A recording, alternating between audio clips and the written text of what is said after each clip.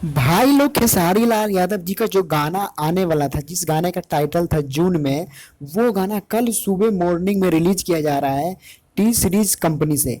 दोस्तों ये गाने का टीजर जो है, आप टीजर को देखकर आप देख सकते हैं कितना जबरदस्त टीजर है। और इस गाने में एक्ट्रेस की बात करें तो नेहा पाठक इस गाने में एक्ट्रेस है। दोस्तों ये गाना सुबह कल 7 बजे रिलीज किया जाएगा टी सीरीज हमारे चैनल से।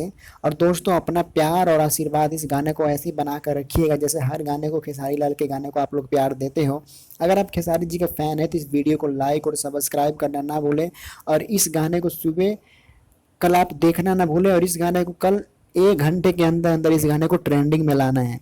जो भी खेसारी से प्यार करते हैं वो इस गाने को कल 1 घंटे के अंदर इस गाने को ट्रेंडिंग में लाना है और अपना प्यार और आशीर्वाद इस गाने को देना है।